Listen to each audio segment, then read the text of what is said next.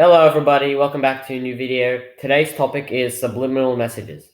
Yep, so subliminal messages we thought would be a really cool topic to do because we know a lot of people have heard about it, including ourselves, but we never knew exactly what it is and how it works. So we thought it'd be a really good topic, and in this video we're going to be showing you examples, explaining about it, going into how it affects the mind, all that important stuff.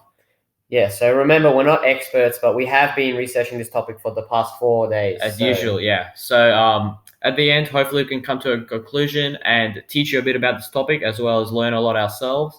So hopefully you enjoy. Let's begin. So to understand subliminal messages, first we need to understand what a subliminal message actually is. So the definition from dictionary.com says, A subliminal message is a technique used in marketing and other media to influence people without their being aware of what the messenger is doing. This may involve the use of split-second flashes of text, hidden images, or subtle cues that affect the audience at a level below conscious awareness. So let's break this down.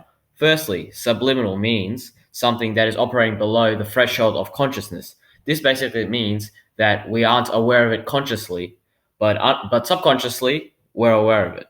So it shows some simple examples of how this is used in marketing. They also say that this is used in marketing, but later in the video we'll find out that it's not just used for that and it can be used for a variety of things. So the first example they use is flashes of text. So the way this works is basically say in like a 30-second ad, they're advertising to basically I don't know, buy socks. And on the screen, you don't really pay much attention to it. You're just watching it like, oh yeah, cool. But on the screen, they're basically multiple flashes saying buy socks. And well, you may think, well, it's obviously I'm just going to see the writing of the text that says buy socks. But the way this works is basically they put it for like 1 millisecond put up, and the conscious mind can only interpret something it has to be up there for 13 milliseconds. And so they put it so fast that you aren't actually aware of it consciously, but your subconscious interprets it. So basically, and it's like using repetition. So all you can see is buy socks. And then all of a sudden, consciously, you start thinking, oh, maybe I should buy socks. And that's basically the way this technique works. So an early real life example of this is in 1957, there was this guy, basically he worked at the cinemas, and basically the experiment was, while the movie was playing for a split second, he would put things on the screen such as buy Coca-Cola, get popcorn, and things like that, and he'd play it multiple times throughout the movie for repetition. And basically what he found was that popcorn went up, the sales went up by 18%, maybe a bit more, and popcorn and Coca-Cola sales went up by over 50%. And remember that no one could actually see the text as they made it super fast, and it was only you're only aware of it in your subconscious mind. And basically, what they did with this is he started like talking about it, but then they did tests on it, and they also asked him for evidence or his basically research, and there was no evidence on it. So basically, they dismissed it. Yeah, so there was outrage, and subliminal messages were actually banned across the country. Maybe now probably across the whole world. But from then on, in 1958, it was banned because people didn't like the idea of mind manipulation to get them to buy things. Even though they didn't exactly, well, they say they didn't exactly know if it worked or it was actually a thing, but they banned it either way. Yeah. So there was no strong evidence backing it up, but that is an example if you take his word. So now we're going to talk about how the mind works with subliminal messages. Yeah, so we're going to be talking about the states of consciousness, and this is a very important part of the video. Now we're just going to explain for around 10 minutes all the states of consciousness, because later on when we're going to be talking about subliminal messages, you might not be able to understand, so we're going to go over this first. So now we're going to be talking about states of consciousness. So now let's talk about the three states of consciousness theory. So you may have seen or heard of the analogy of the iceberg in the sea, which was advocated by Sigmund Freud. He was a neurologist and was born in 1856 and died in 1939. He was famous because they called him the founding father of treating mental illness. And basically, he was very famous for his theory of basically that childhood trauma has a great influence in your adult lives. And so he basically worked a lot with the mind. He was also very famous for his theory on consciousness, and that's what we're talking about here, obviously. So I'll read on. He quoted, "The mind is like an iceberg. It floats with 1/7 of its bulk above water." His theory was that the mind has three parts: the conscious, which is above water, the preconscious, just below the waterline, and the unconscious, which is way below and takes up the majority of the, in this case, the iceberg. So the majority of our mind. Still use his theories to date, and he was a very revolutionary person. So first, with the three stages of consciousness, let's talk about consciousness, the conscious mind. So the conscious mind is basically the parts we're aware of the outside world. So the outside world. So basically, only what we see around us. And we can't interpret many things. It's basically only what our mind chooses for us to see on an external level. So I just explained what the conscious mind is. There's not really much to it. So like I said, it's pretty much just like in the moment what's happening externally. But now this is more important. Let's talk about his theory on the pre-conscious mind. So as you can see on the iceberg photo, the preconscious mind is just slightly below the sea level, and basically what the preconscious mind is it's say it could be a memory. Say you're walking down to the supermarket or something, and all of a sudden you want to buy something and you're not sure why. It's because maybe something sparked a memory in your preconscious mind that made you remember it. So you know it. You know what. The preconscious mind is say it's holding the memory. You know the memory. You're not thinking of it currently, but you still know it. And your preconscious mind is kind of basically your holding space for what you know. Yeah, it's not something like you did a long time ago, but you don't remember like at all. Like someone might bring it up and you just don't remember. You still have it as a memory, but you're just not thinking about it at the current moment. But the thing with like something with subliminal messages, that it basically brings back a memory or it triggers something that you may have heard. But you know about it, but you're not thinking about it at the current moment. That's what his theory of the preconscious mind was. Just saying, none of this stuff has any strong evidence because science knows very little about the subconscious and the unconscious mind, and basically this was his theory. But a lot of people saying, even though it's not proven, it could very well be true, and Yeah. he may have been far ahead of his time. As of now, most scientists and people in this field agree that the unconscious, the preconscious, basically this format exists. Maybe not exactly how Freud explains it, but they do believe that these basically minds under your conscious minds exist. There's not as much evidence as we would like. Yeah. So there have been a lot of tests done. So yeah, that's the preconscious mind. This is also very similar to the subconscious mind. This is just how they basically called it back in his time, but now it's a lot of time it's referred to subconscious mind. It doesn't really matter what you call it, but the thing is, now we're going to talk about the unconscious mind and his theory on it. That's a lot different from the subconscious mind, and a lot of people confuse them and just think, oh, it's the same thing, but it's really not.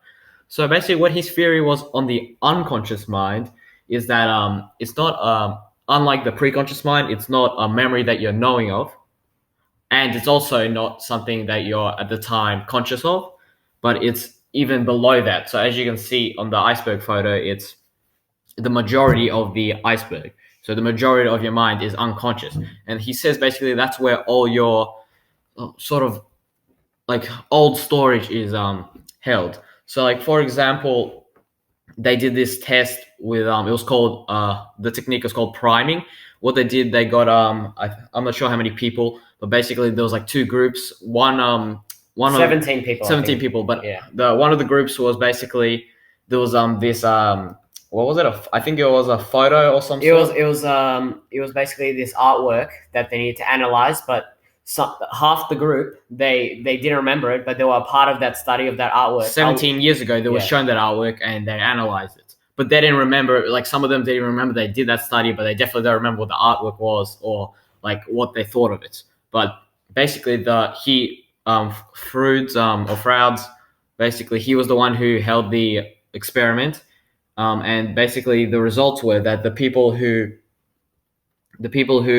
were a part of the experiment, who had been a part of it 2 decades ago, actually, basically, they got the I can't remember the exact experiment, but They got like these answers. They did a lot better on the test or on analyzing. They got much higher marks than the group that had never been a part of it. and just were exposed to it then. Even though the group that had been exposed to that artwork like 17 years ago, almost 2 decades ago, had seen it, they had no memory, like current memory of it, of that artwork. That was a test. They made sure they had no current memory of the artwork, but somehow they still did better at the test. Yeah, so That is a test basically proving that the unconscious mind basically controls all our conscious decisions. it doesn't 100% prove, but basically There are much more Froude's conclusion was that even though they didn't remember it or weren't conscious about it at the very moment, they still basically remembered it because basically their unconscious mind.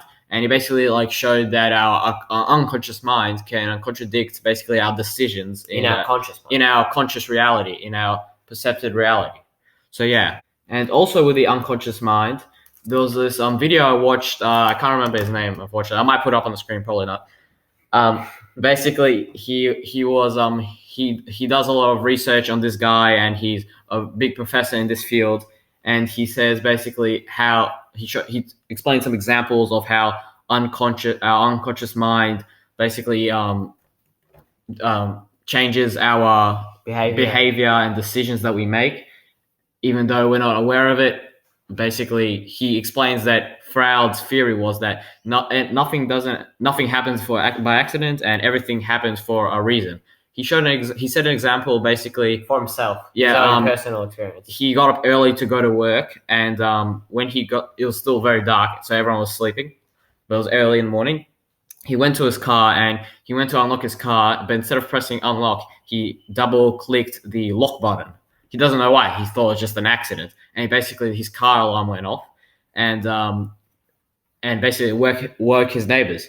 So initially he thought that, oh, this must just be an accident, but then he remembered Freud basically saying nothing happened for a reason. He said, oh, well, I must have been angry at my neighbors to basically make me want to wake them up, even though consciously he didn't want to like do anything. He was just going to work. He thought it was an accident. He basically, what he's saying is that say these accidents happen, it's because unconsciously there's a reason for it. In that case, he might have been angry at one of his neighbors, and unconsciously, even though he wasn't mad at the moment, he didn't want to cause any harm. He basically unconsciously his unconscious mind made his conscious mind basically make the alarm go on, even though he didn't mean to do it.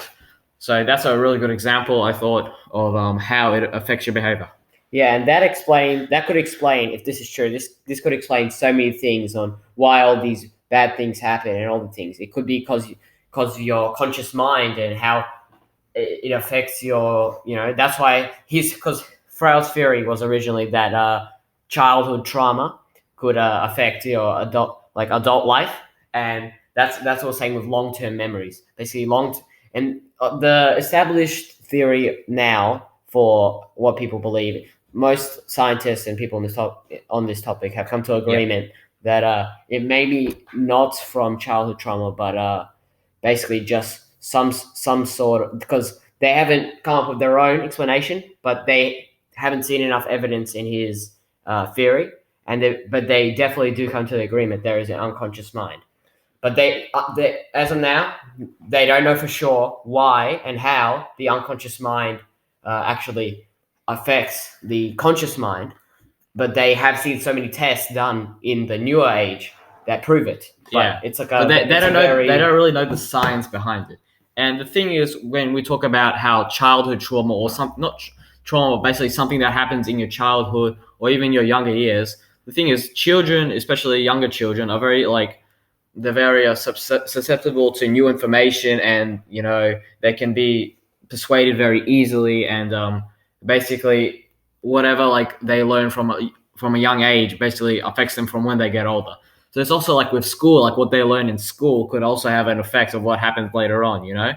So if they're always learning how to do things one way, they're not going to know any other way because that's all they know, and they're subconsciously programmed, which is a very important word in this topic, in this argument, is they're subconsciously programmed to do these things. And that's the thing with subliminal messaging, which we'll get onto in a moment, that basically with these things, you see them subconsciously, and basically they program you to basically when you see something associated with that, it triggers a memory. Okay, so now we're going to wrap up the three states of consciousness. Hopefully, that wasn't too hard to understand, as this topic of the consciousness is a bit new to us. And it's quite It may, complicated. it may have sounded a bit messy and repetitive, but hopefully you could understand. So now, as we just talked about towards the end of this consciousness, we talked about how subliminal messages basically work with the conscious, preconscious, unconscious mind. So now to see exactly which part of the mind subliminal messages work with, we're going to show you a 5-minute video, maybe 6-minute video on basically which part of your mind subliminal messages go for and how it can change your behavior. And he's also got to he's got to identify a lot of questions and basically confusion around this topic that we haven't mentioned yet. So we just got to play it now.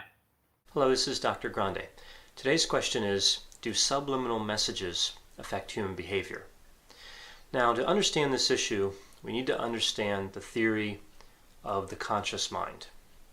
So if we look at psychodynamic theory, for example, we have the mind divided into the conscious, the subconscious, and the unconscious. So the conscious mind contains what we're aware of right now. The subconscious mind contains information that we could be aware of. It's readily available. And the unconscious mind contains information that we can't get to. Although the theory is that information stored in the unconscious mind can influence our behavior. So when it comes to the word subliminal, what this really means is below the threshold to be detected by the conscious mind. So it's below what's called the absolute threshold level. So these are typically visual or auditory messages that are presented in a way, like flashed quickly on a screen, that they're below the absolute threshold level. That's subliminal. And the idea here is that the subconscious picks up this stimulus and it influences human behavior. So it's not consciously detected, it can't be by definition, but the subconscious takes this information, it processes it, and we still act on it in some way. There's still a human behavior associated with it. Now there's also something called supraliminal. And supraliminal messages are messages that we can detect. They're above the absolute threshold level. We can detect them with our conscious mind. Now what's interesting about supraliminal is it doesn't speak to priority, meaning if there's a supraliminal message in our environment, we can detect it with our conscious mind. We're aware of it, but we don't necessarily prioritize it. It can still be in the background. We can store a lot of information in our conscious awareness. So when we talk about this issue of subliminal messages, I think what gets confused here is sometimes we're really talking about supraliminal messages. So let's look at an example from a study. There was a study about wine sales done in the UK, and there were German and French wines that were for sale in the store. Now the price of these wines were the same, and on one day they would play German music in the store and another day French music. And what they found is that on days when they played German music, above 70% of the wine purchased was the German wine, and the same thing for the French music and the French wine, the same effect. Now this was touted by some as proof that subliminal messages really work. They really influence human behavior. But when we're talking about music in the background in a store, we're really talking about supraliminal messages. Yes, a lot of the people that purchase wine, most of the people that purchase the wine, who answered a survey after the wine purchase, indicated the music didn't influence their selection. So there was this idea that it was in the background, but it was still supraliminal. They could still hear it. They just didn't prioritize it. They were paying attention to the wine or other elements of the environment or other cognitive processes and not the background music. So they may not have pushed it as a priority in terms of what they were thinking about, but it was superliminal. So when we talk about true subliminal messages, a lot of times we are talking about words on a screen that flash really quickly. And when I say quickly, I mean quite quickly, around 0.003 seconds. That's the duration of a word flashing on a screen that's typically agreed upon as being subliminal. So that's 3/1000ths of a second. Now, there are some studies that show that subliminal messages, as opposed to superliminal, we know superliminal messages do tend to affect behavior, but subliminal messages affect behavior as well. Now, generally, there hasn't been a strong effect identified here, meaning the effect size is small. These aren't important changes that we're seeing based on subliminal messages. And many people believe, of course, that there's no effect of subliminal messages, meaning that we have seen some studies that show an effect, but the research methodology there wasn't solid, or random error produced those results. Or what we're measuring isn't correct. There's a lot of measurement errors that are theorized in terms of some of these studies. So what's the truth? Well, we don't really know. It doesn't appear that subliminal messaging has an effect on human behavior, or if it does, it seems like it's a small effect. I think that the issues that are brought up with some of these studies that show an effect seem fairly legitimate. A lot of these studies confuse subliminal with superliminal. There are a few studies, a lot of times the sample sizes are small, and there appears to be questionable methodology and unclear measurement involved in a lot of these studies. Still, there are a number of studies that show that subliminal messaging has some effect. All right, so you just saw that video. It was pretty interesting. He gave a lot of good points and explained it in a lot of detail. So first, let's start about how he talked about superliminal messages, because that's the for me the standout part of this video. So he basically says that superliminal messages, unlike subliminal messages, we are aware of it, but it's basically not what the focal point is at, not what we're currently focusing on. That's also sort of what we were talking about, the preconscious mind. So it seems to me that just to say it straight away, that superliminal messages are basically affected more towards our pre-conscious mind. So we are aware of it.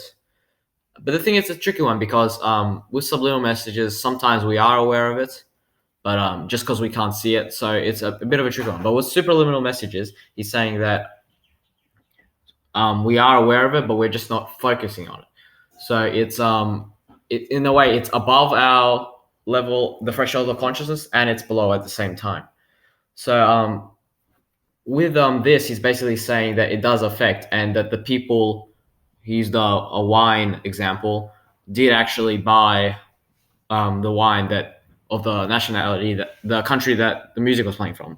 So it does show, but like he said, they did say that they didn't think about it when they bought it, and it didn't affect them. But like we said with the car keys, he didn't mean to, accidentally put the alarm on and wake the neighbor's family, but he did. Same with this thing. Like when they're choosing the wine, like, oh, I don't know, I'll probably just go with this one for whatever reason. But subconsciously or preconsciously, they had that association with the music and the wine.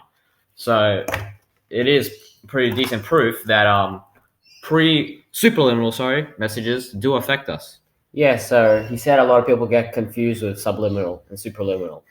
But superliminal and subliminal can both be used in advertising. As we said earlier, from the popcorn experiment, it was banned around a year later.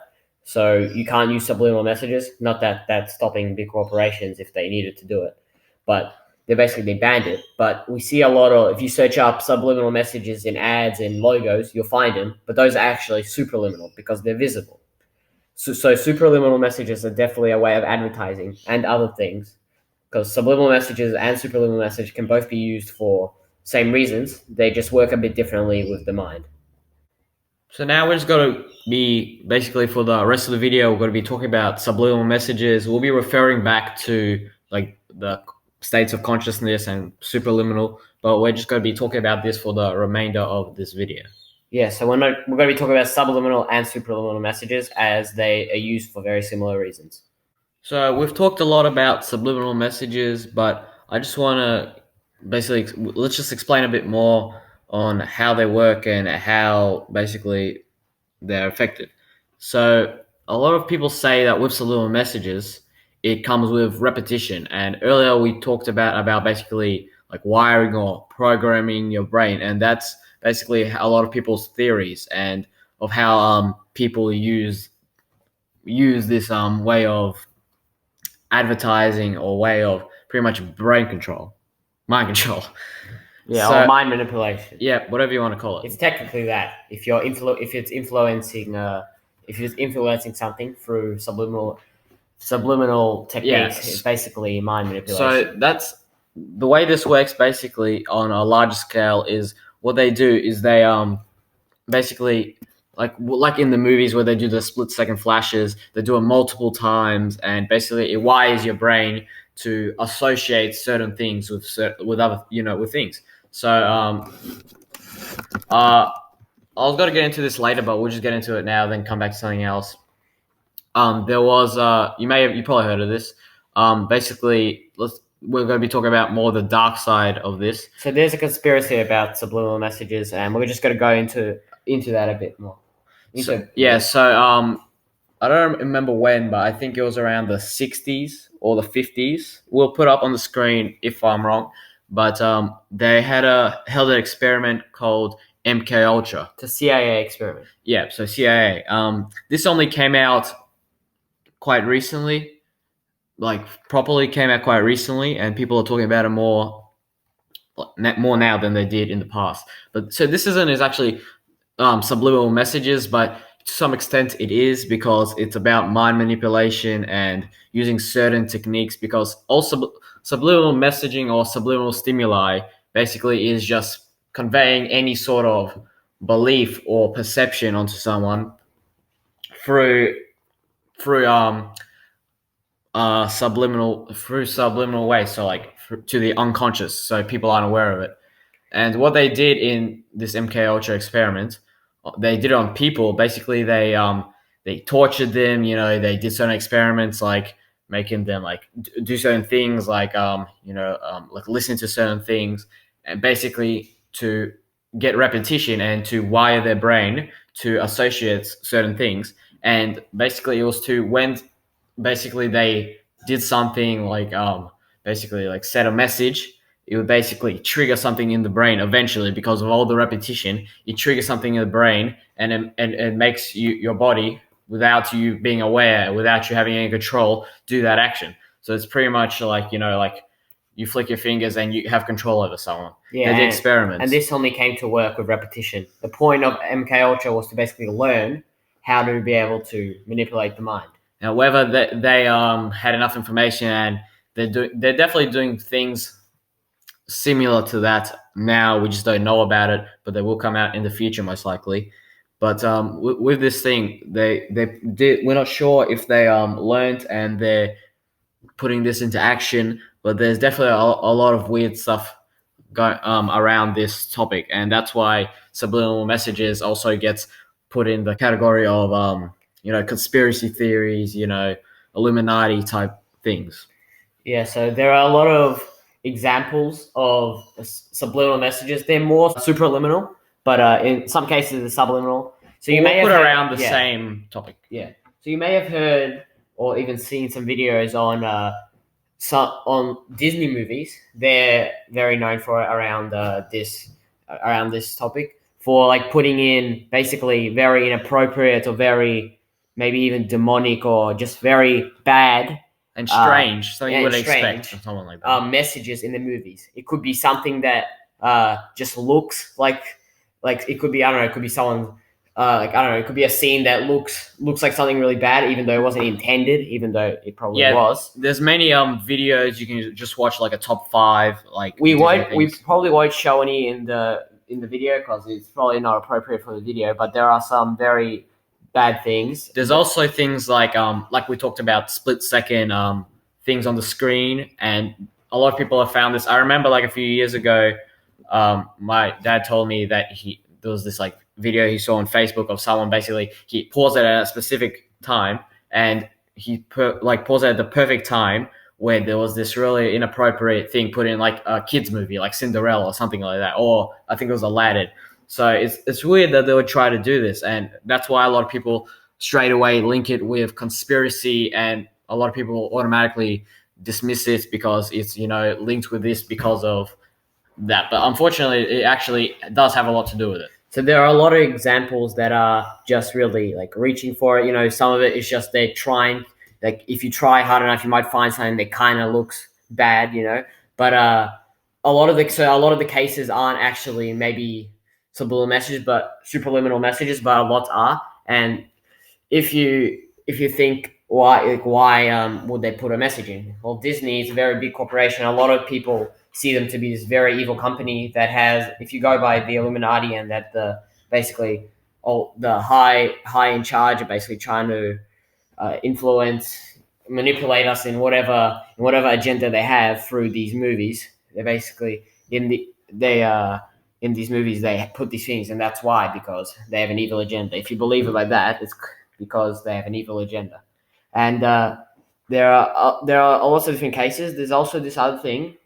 It doesn't have too much. There's not much evidence supporting this. There are in some cases, but it is basically the only evidence as that I know is basically just these examples that you see in the film or whatever. And there's also some in songs and music videos. You see these in a recent Justin Bieber video, or maybe not recent, but in one of his music videos, he had some things in the background that are related to like something very bad. I'm not exactly sure. Demonic stuff, and there's also like these Katy Perry and Taylor Swift music video. It's really weird. It could just be me, but think for what you want.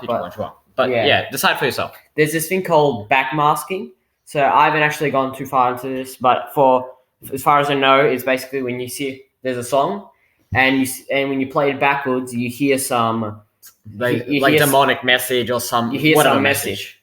And you may think, how could this influence like you don't hear it backwards, so how could it influence your behavior? Because that's what subliminal messages are intended to do. We just talked about how subconscious, or like with your unconscious mind, you interpret things differently, and over the long run it does affect your behavior in many cases. And we don't know that much about the unconscious mind. There's still lots to be found out, so whether you believe in the backmasking or not, that's definitely a possibility. But I'm not really 100% sure in everything if there's subliminal messages, but there are a lot of very suspicious and things that really spark my curiosity, because a lot of things that just very not normal. And how many coincidences can there be before you start noticing it? You start noticing these things. Anyway, there's also a lot of things in advertising. Like we can show you some examples where this doesn't necessarily have anything bad about it, but they're just doing it basically for you to buy their product. So it is illegal, like we said, but there's been an example with KFC associating their like burgers with like money to make you want to buy it or something like that. I'll show you a photo here, and there's many things like that. And there's also things just like putting something in the background, like in a show on purpose. Like we're just watching a compilation of like top 20 shows or movies that use subliminal messages for whatever reason, not necessarily a bad reason in this case, but they basically put something like in the background basically to make the thing more interesting, or so you subconsciously start thinking about that because they know it's going to like basically affect the how the movie is interpreted. Yeah, there was this show, it's called How I Met Your Mother, you may have heard of it, and there was this episode, I'm not exactly sure what it's called, but I'll put the name on screen now.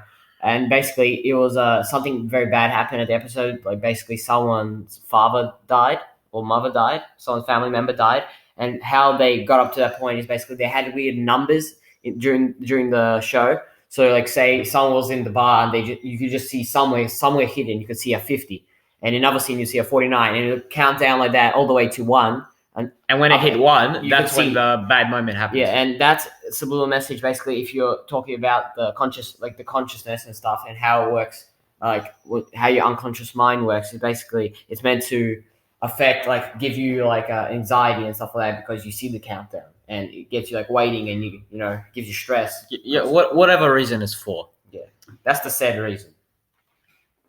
So we've done a lot of rambling on about subliminal messages and examples and all these things. I think it's time to conclude.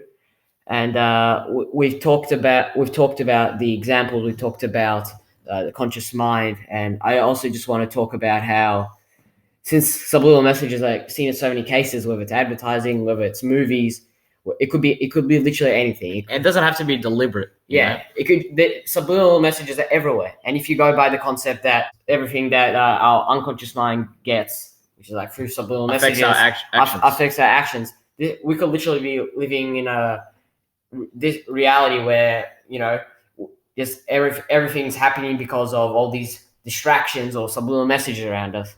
And that's why people say when they're in nature, less distractions, they feel much different. It's because they just Their mind is clear. That's why they say do meditation to get away from all these different distractions, such as subliminal messages. Since they're everywhere, they can manipulate you, and it makes you like. That's why with things like say a new product that's coming out, say a new mobile phone, everyone in school's having it, and all of a sudden you want it. Through all these subliminal messages, every repetition of seeing it, it trains you to want it. Well, even though that's not subliminal, it could be superliminal. Even though it's not subliminal, it trains your mind to want to have these things, and it just changes how you act everywhere. Your perception of reality. Also, before we say anything further, I just want to say, with advertising, I remember this from somewhere. For you to start thinking about it properly, consciously, on a TV commercial, you basically have to see it something like 9 times, I'm pretty sure. 7 or 9 times. Yeah, and for it to work. So there has been studies to actually manipulate people, so... Yeah, whether it's subliminal messaging or just showing someone something, repetition makes it your perception of reality, and it can basically change how you live. So that's why people think meditation is very good. I personally think it's a good thing. I don't do it much myself, but when I do it, it definitely is working. And things with like breathing, because breathing is unconscious, right? We don't think about it when we breathe. It just comes to us naturally. It's a pre-conscious, because you can think about it, but it's coming naturally. But if you focus on it, a lot more benefit can come from it. But anyway, hopefully you liked this video and you learned a lot, because we have been recording the video for quite a while, and hopefully you enjoyed it. Hopefully you can do further research as always, because this has only been from like 4 days of our research. If we do a video like this in the future, it'll be way less messy. We'll get the point across much easier. So yeah, that's got to sum it up. Thank you for watching, and see you next video. See you next video.